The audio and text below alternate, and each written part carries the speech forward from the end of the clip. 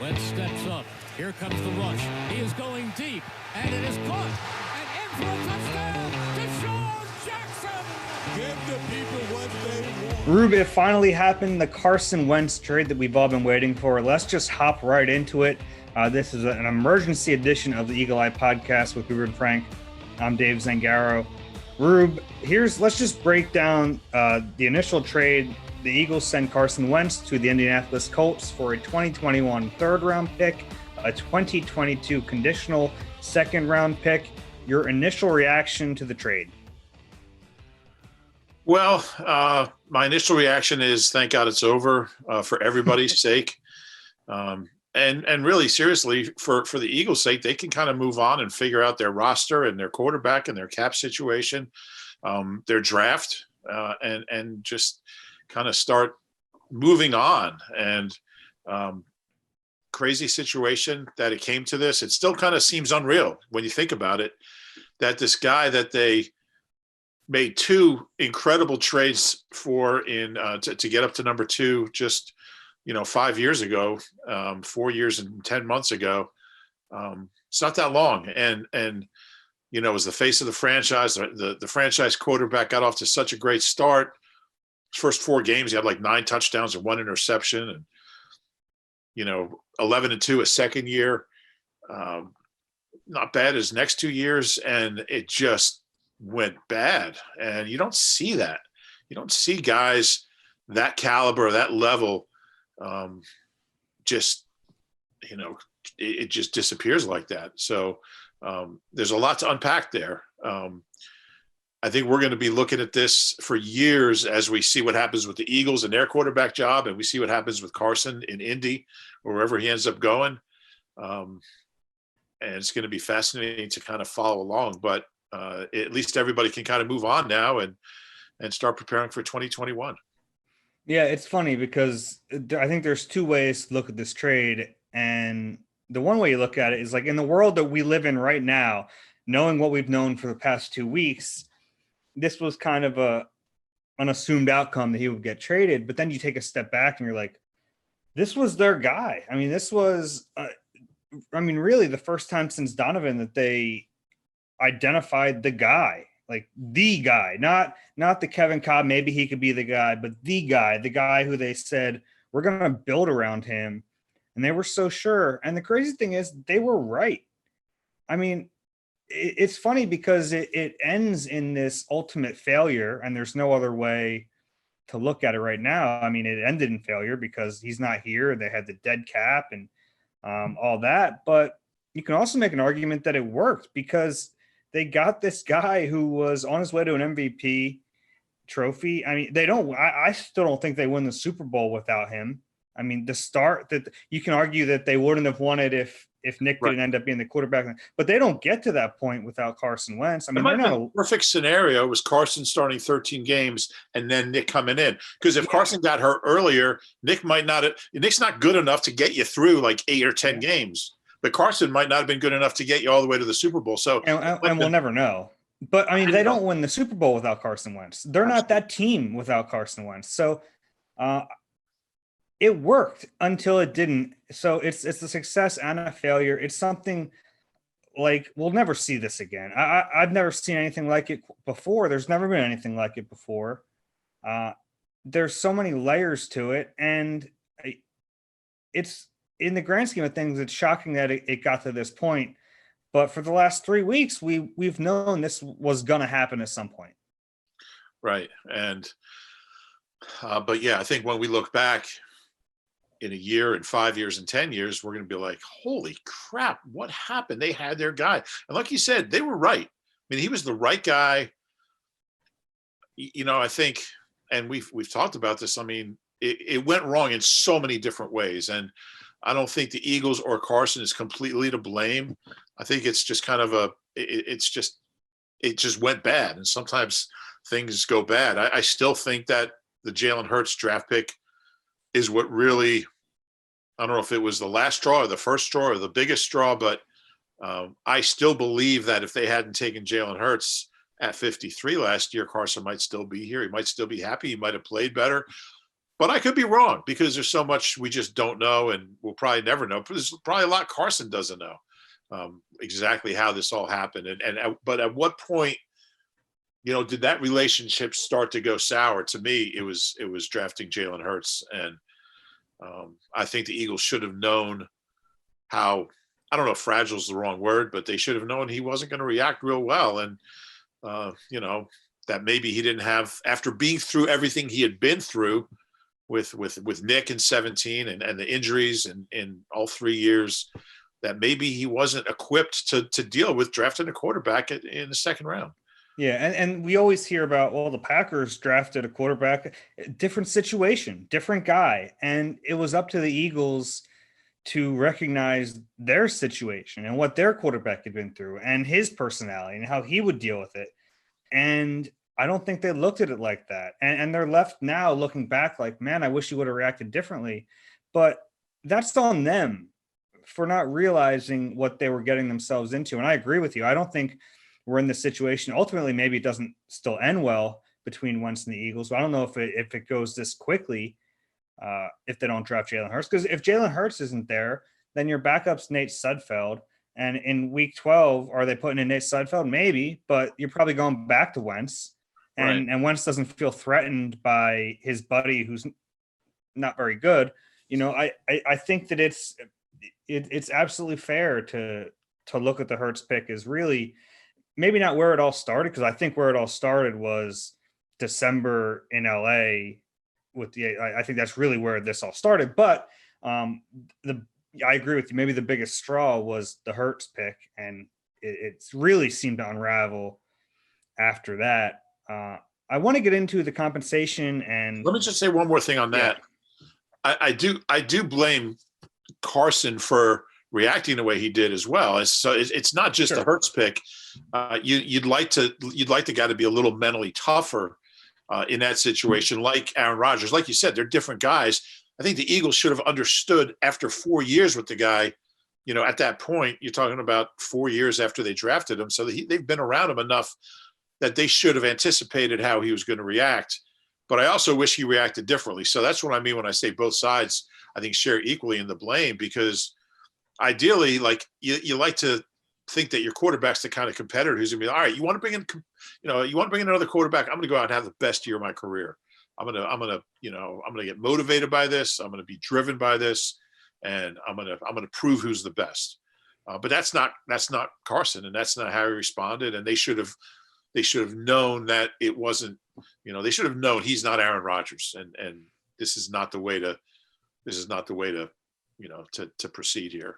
Yeah. And further on that, I mean, there was failure on both sides, not just at that level, but you can take it further. Like they were so clear about Carson being the guy that maybe they swung the power to him a little too much early in his career. And I've told this a million times, but I still think back to the Super Bowl when they plopped him in the middle of the team photo, and it was to show that he's still our guy, but it also showed he's kind of above everything else.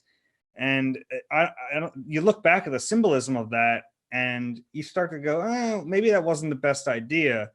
And look, franchise quarterbacks have a certain level of power in an organization, and that's kind of understood. But for him to have it that early in his career, I think it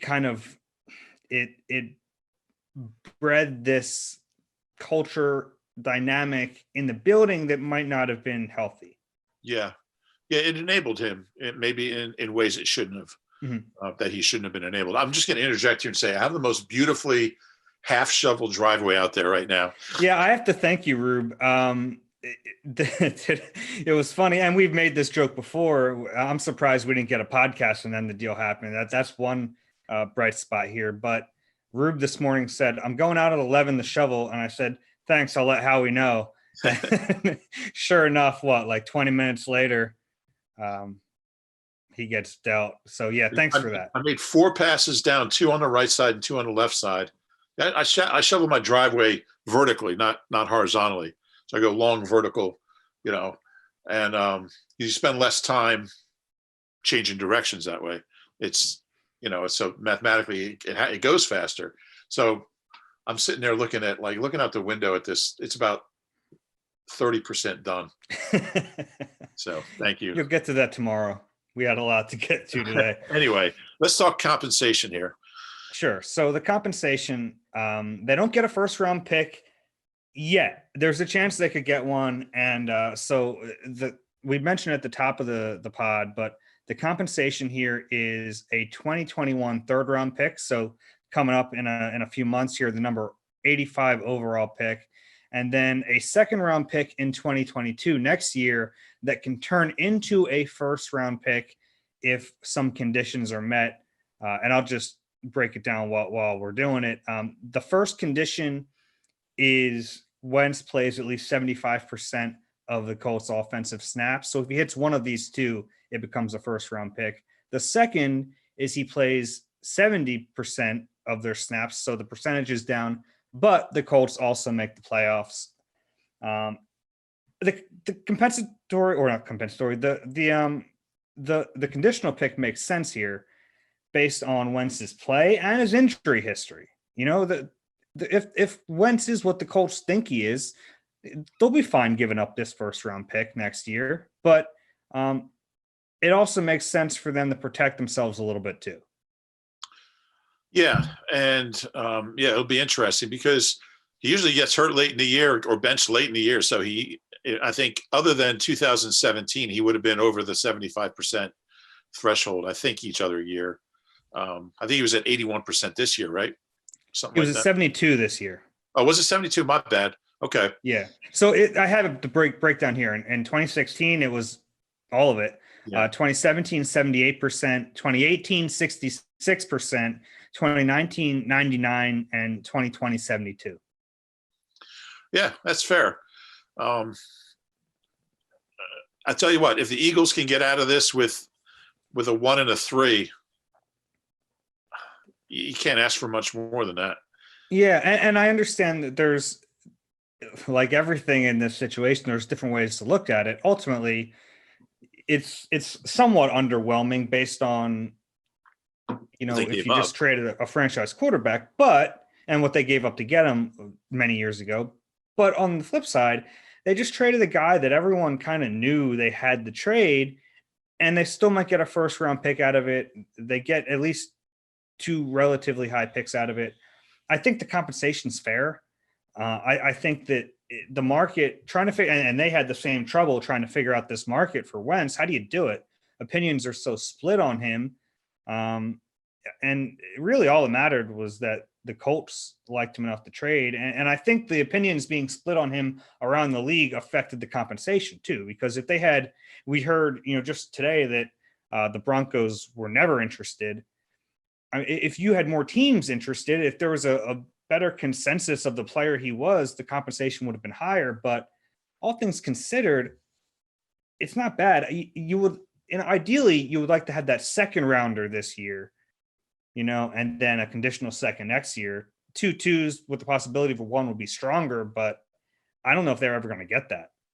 Yeah, that's what I thought they were going to get. I was a little surprised it was a 3, not a 2, but you know, it's better than a 4. So you take what you can get. And I think, you know, if obviously Frank Reich feels like he knows Carson better than the Broncos, better than other teams that don't have his former offensive coordinator. The whole Colts-Eagles offseason has been really like they're just trading everything.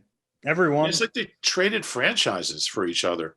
It's funny. I was telling you how I was doing a radio show and somebody was saying how, and I didn't correct him because it wasn't a local show. It was a national thing. And the guy was like, well, it's good for Carson that he's back with Nick Sirianni, who's coached it before. Well, he just missed him with 2 different teams, which is kind of interesting. Kind of like ships in the night. Is that a saying? Yeah, it is. Ships in the night. That's actually a Bebop Deluxe song.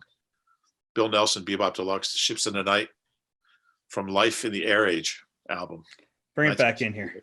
But anyway, I think considering everything, they're lucky they got what they got, and now they got to pick good players with those picks.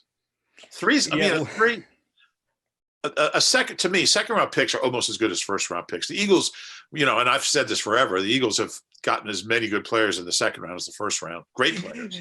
That doesn't mean it's as good. It just means the Eagles are missing. No, I mean, historically, even going back to the 80s, when you look at Eric Allen and Brian Dawkins and Deshaun and Shady, and I mean, it's incredible that what they've done in the second round. They've done better.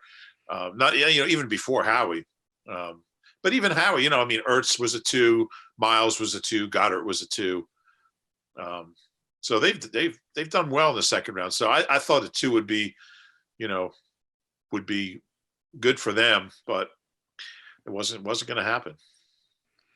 Yeah, ultimately, I do think it's fair, though. You heard about the Bear. It pretty clearly seemed like the Bears and Colts were the 2 teams, but we talked about Carson's leverage, and that mattered.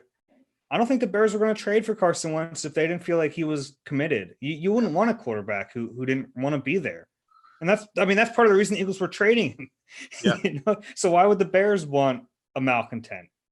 And look, and I say malcontent, but I don't think Carson went in there pounding his fist to get traded. But the moment he says, "Yeah, I think it might be better to move on," it was written in stone. The Eagles had to move him, and all this about them possibly bringing him back, they couldn't have. Yeah, no, it was for 100 reasons they couldn't, and they weren't going to. I think it's a good place for him. How do you think he'll play? I think he's set up to have a really good season. I mean, all the problems and in Philly, he won't really have in Indy. I mean, he's going to have a line. Look, barring injury, I can't predict that, but it's a good line. He's going to be protected. That was his biggest issue, I think, in 2020, and it led to a lot of other issues. He has some good skill players. I mean, they need to replenish in Indy too. I mean, they're gonna miss a few guys, but he has skill players. He has a coach he feels comfortable with, that he has a good relationship with. They got the best out of him. I mean, he's going to get to play indoors. He's going to get to play in a division that has the Jaguars and the Texans. This is an 11-win. This is clearly the better situation for him. Dave, he was in a division this year. He was in a division this year that didn't have a team that won more than 5 games, or 6 games. But yeah, I'm just looking at it compared to the Chicago. I think playing in the dome is really going to help him. Yeah, it's interesting. He'll be their 4th quarterback in 4 years, right? Because Luck and Brissett and Rivers and Carson. And it's funny because Indy kind of has a special place, the city in the Carson Wentz Eagles story, because obviously the combine's held there, and that's where they did a good bit of their homework on him to make sure, he's the guy. And that's also where Howie laid the framework for the initial trade from 13 to 8, because it was there that they realized. And then that was also, you remember, he got hurt in his first preseason, and it was that workout with Frank Reich, funny enough, right, at Lucas Oil Stadium, when they and I remember we both watched that workout. It was a half hour, 40-minute intense workout. And when it was done, I remember Frank walking off the field and went, oof. That's when they knew they can trade Sam Bradford. Carson's ready to be the guy. And it's kind of crazy that that's where he'll be playing his home games now. I wonder how much it'll help him to be in a small market. We've both spent a lot of time in Indianapolis. I know you like it as much as I do. The town that is a convention center. The whole town is a convention center. It's crazy because you can stay at a hotel 2 miles from the stadium and walk through the convention center all the way to the stadium, 80% of the way. Mm-hmm. And because we've been there in the pouring rain, where you just kind of go through all these walkways and tunnels, and you basically walk 2 miles indoors to get to the stadium. It's all connected. But I do think that being in that market, it's not there's something about Philly and Washington and New York and Chicago. LA, not so much, even though it's a big city. It's a big market, but it doesn't have, you don't have generations of Rams lifers. I mean, you don't have that. But I think there'll be a lot less pressure on them there from the fans, from the media. I think that might be, beneficial to him. Yeah, I agree with you. And you can kind of say, like, I think people kind of denigrate people when they can't deal with that pressure, but it's a real thing. And there was a lot, it's like scar tissue here in Philly with him. I mean, all the things that built up with him having the pressure of being the guy, the top pick, then watching Nick Foles, then getting hurt the next year and watching Foles again, then getting to the playoffs and getting that. There was just so much, and it built up over so long. I'm sure he has. It's tough to get over that, and the whole time the pressure's building, and he knows it. He feels it. I mean, he tries to avoid it, but you hear it. You can't avoid it all the way. I think you're right. I think going to a small market is probably beneficial for him. And he'll have the Idle George Museum right there in his backyard. I'll tell him about it. Yeah, I think he'll play well. I don't think he'll ever play as well as he did in 17. I don't know physically if he'll ever be that spry and just that healthy. I mean, not that he's hurt, but just he just hasn't looked the same in quite a while. We'll see. Having a good offensive line can make any quarterback look healthier and, more prepared and fitter and all that. It's going to be fascinating. Opening day, it's going to be as many Eagles fans watching the Colts. They don't play next year, do they? No, they play in 22. Yeah. Now, who knows that their quarterback might be Jalen Hurts by then, but yeah, but that would be fun if they played this year. Well, maybe in the Super Bowl. We'll see. Hey, Eagles fans, it's time to look forward to your dream vacation, Philadelphia Eagles Fan Cruise. Now, listen, tickets are selling out fast. Ship sales in just about a year, March of 2022. 7 days and 7 nights with Eagles fans and only Eagles fans. Book your tickets today at PhiladelphiaEaglesCruise.com. How many Wentz jerseys do you think over/under will be on that cruise ship? Yeah, I don't think there's going to be a whole lot. It's a tough. I mean, I'm just thinking. Like, I had a buddy already text me going, "Well, I'm glad I bought that jersey." that's going to be an all-timer of like sunken jersey costs. But you know what? A lot of people get off on wearing, being contrarian jerseyists. You always see somebody with like the most obscure. Like, remember we were at a game last year and we saw a guy in a Nnamdi jersey sitting in front of us. Yeah, I think it might have been Nnamdi actually, but no. But you never. You still see you see a lot of Mamulas and you see a lot of people just trying a lot of Pinkstons, and it's like, yeah, I'm going to be ironic here, ironic jersey wearing. Yeah, I think you got to put it in your closet for the next like 10 years though before you can be ironic with it. Couple years. If he plays really bad, then you can bring it out. If he plays well, you probably don't want to wear it.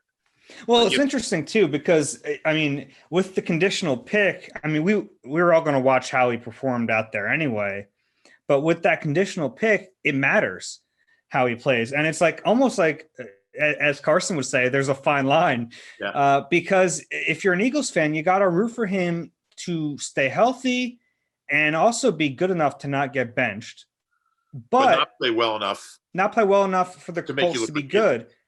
Because like, if you get that first round pick, or even if it's a second round pick, you want the Colts to be bad. So it's a higher pick. It's kind of like you have to root against him, but root for him at the same time if you're an Eagles fan. It's a weird dynamic. You want to root for him to be durable and healthy and okay, but not great. Yeah. And I mean, for reference here, the Colts once have he the hits 21st that threshold, pick. You want him to suck. Once he hits 75%. Yeah. Well, but you won't know because the Colts still have to play. Yeah, but if he basically you'll have an idea. Yeah. Like 13 games, Yeah. Then you want him to lose their last 3. Well, what if it comes down to a situation where he's played X amount of snaps and he's hurt or benched in week 14? Now you just have to hope the Colts punt a lot because you don't want them to get offensive snaps. Yeah, I think they're going to be doing all the punting when he's playing. No, I'm just kidding. No, I actually think he's going to play well. I think he's going to play significantly better than this year and significantly worse than 17. So somewhere in between, which is a lot. That's a lot of room. It's It's But pretty much every quarterback in history. Yeah. If you're an Eagles fan, you basically want him to play well and the Colts to lose. Yeah. That's what you want. We have to get into where the Eagles go now, because they're left with one quarterback on their roster, and that's Jalen Hurts, because Carson's gone. Nate Sudfeld's a free agent. What do you think happens here? I mean, is Jalen Hurts the starter, or do you think something else happens here? I think the job is Sudfeld's to lose. I think we know Jeff Lurie loves him. Yeah, did some amazing things back in 2011 in high school. No, I don't. I still think Jalen's more likely to be the opening day starter than anybody, but I think they're going to keep looking for a quarterback. And it's weird. Like, he did enough to make you think that maybe there's something there, but he didn't do enough to make you say, "Oh, he's our guy." So I don't think anybody would be shocked if the quarterback factory drafts another quarterback at 6, or moves up. Because if you're willing to draft a quarterback at 6, then you have to be willing to move up to get him, because that's the way I look at it. And we know how much importance they put on that position. But if you like a guy, like if Fields is your guy, just example, if you're willing to take him at 6, you better be willing to move up to 3 to get him. Right? I mean, if he's the guy, he's the guy. Right. And we know how he will be. I mean, that's what he's good at. He's good at moving up and down. Once he gets there, it's not quite as good, but the moving part he's good at. No, I totally agree. I still harboring those thoughts of Trey Lance as well. He's a good quarterback, and he might be a great quarterback. Who knows? He has all the tools. He does, and I don't. And they can't not draft him because he's from the same school. Only if Carson was still here. Yeah, that would send Carson off the deep end. I also think there's a real chance they sign a veteran. I think they're going to have to sign somebody. I don't know at what level, because they only have one quarterback on the roster. Even if you draft one, you have 2. You need 3 quarterbacks. So yeah, but your 3 can be anybody. I mean, that could be, Sure, but I mean, if you don't draft a quarterback high, then you need a viable backup. Right. You need a decent, you need someone who can step in and play. I know that they're kind of resigned to not being a great team this year, but you still need to field a competitive team. Right. And if Hurts is your start, I think they'll probably draft a quarterback, right? Even if it's a late rounder. But say your starter's Jalen Hurts, you draft a guy in the 6th round with the comp pick, you still need a backup. Or you want to bring in somebody who can compete with Jalen Hurts, which I don't think is out of the realm of possibility either. The problem is you don't have any money. Right. I think there's going to be – I think that veteran's going to be a cheap kind of journeyman type, guy who's, the Josh McCown type of guy, who – I mean, there's guys like that, and there's going to be a lot of movement. There's going to be guys that don't have jobs, and I think that's the kind of guy that they're going to – I don't see them signing like a big name veteran. I think they'll either draft a guy or sign like a middle of the road veteran. Like, I don't think they're going to go out and sign Marcus Mariota, for example. Yeah, he's going to – and he'd probably – well, you have to trade for him. Yeah. But there's that level of guy. I mean, sure. What do you think about and I'm going with 2 guys who have connections to the coaching staff. How about Tyrod Taylor, who, has been with Steichen, or how about Brian Hoyer? Is that kind of the level you're thinking? Yeah. I mean, Brian Hoyer was in Indy. He knows Sirianni. That would make some sense. The thing that scares me at him is if you list every player in NFL history alphabetically, he's right next to Bobby Hoying. So whenever I try to look up a Bobby Hoying stat on Pro Football Reference, and you type the name in the box and all the options come up, I get Hoying and Hoyer, and it really, I don't know, that's a red flag for me. But yeah, that level. You know what the red flag for me is? That you're looking up Bobby Hoying stats in your free time.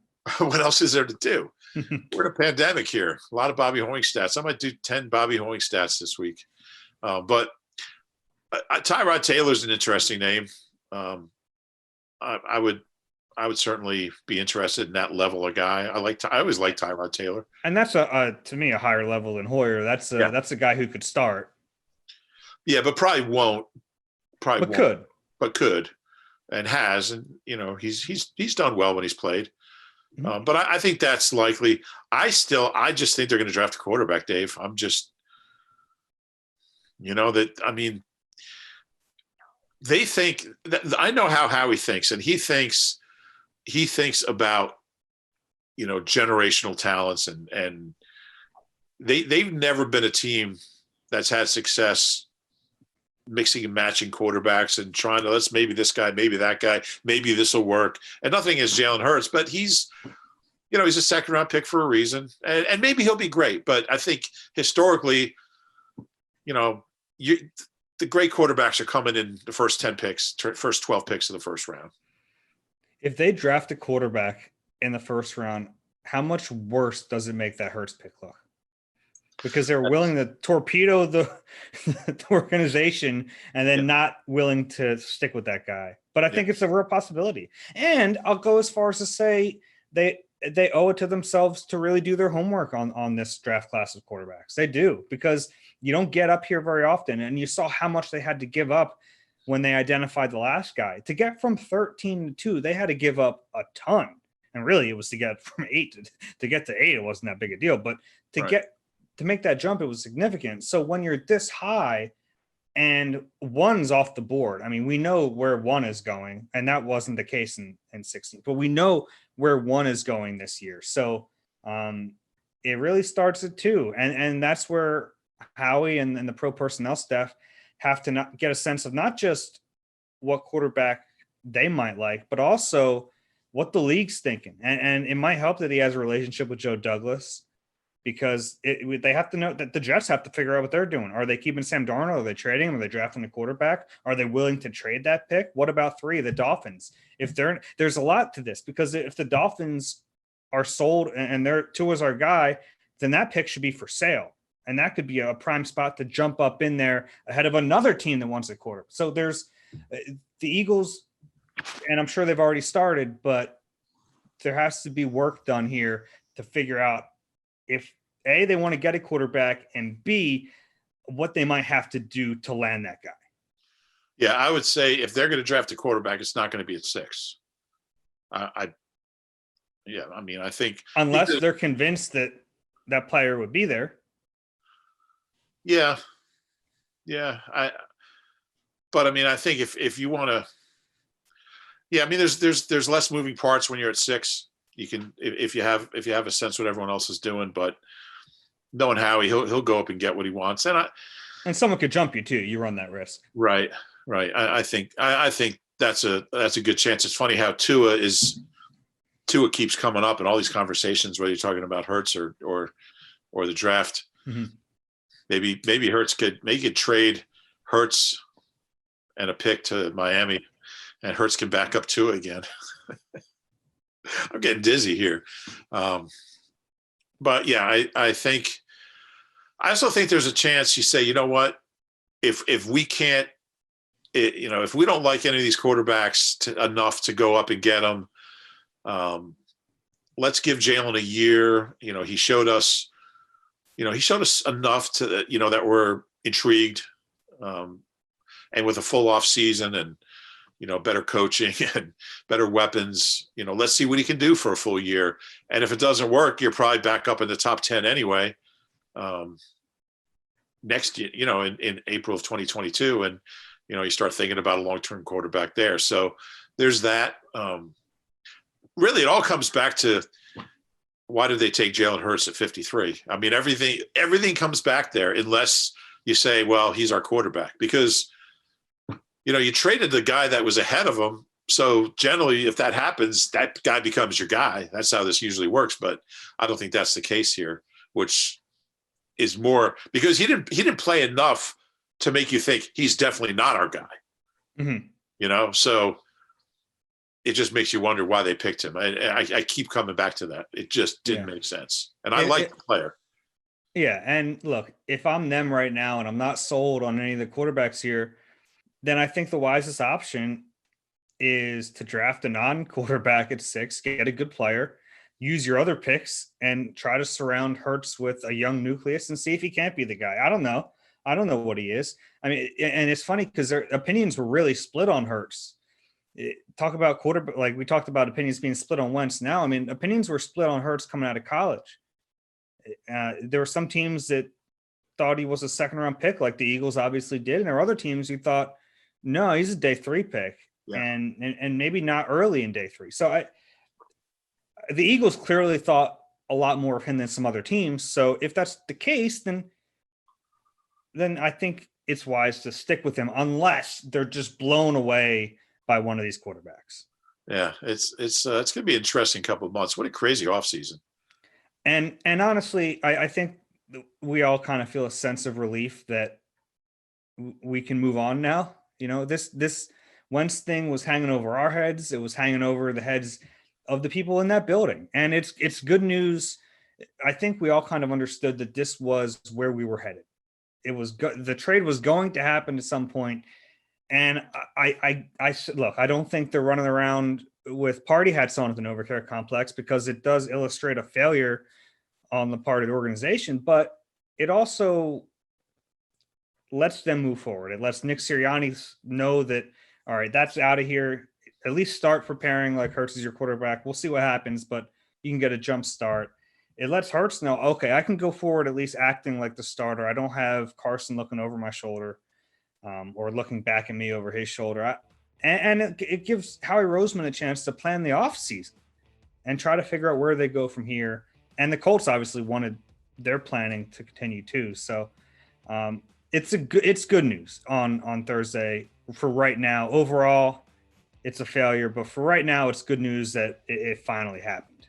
I wonder what Nick Sirianni thinks of all this. I mean, he's been here, a month now. I mean, at one point, he probably thinks he's going to be coaching Carson Wentz, which as an offensive coach and, play caller, I'd be intrigued by that. I'd want to coach him and see if I can get him turned around. And next thing you know, he gets traded to your former team and you don't know who your quarterback's going to be. It's a weird situation, man.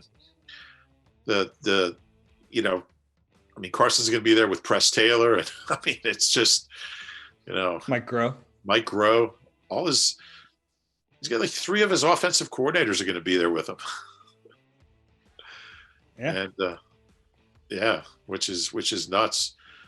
The last Eagles offensive coordinator who's not currently with the Colts would be Pat Shurmur. What's Pat up to these days? Pat's offensive coordinator in Denver, who had no interest in Carson, right? Yeah. So, all right. You got anything else on this Wentz deal? No, but I just want to say, I don't think technically this is an emergency pod, because we were going to do a pod anyway today. We moved it up an hour. I don't think that's enough to classify it as an emergency. Okay. A middle ground emergency podcast. If you enjoy Eagle Eye, and we know you do, go ahead and rate, subscribe wherever you get your pods. If you're watching on YouTube, we appreciate you as well. Please click like and subscribe there. This has been Eagle Eye. For Rube, I'm Dave. We will talk to you guys next week.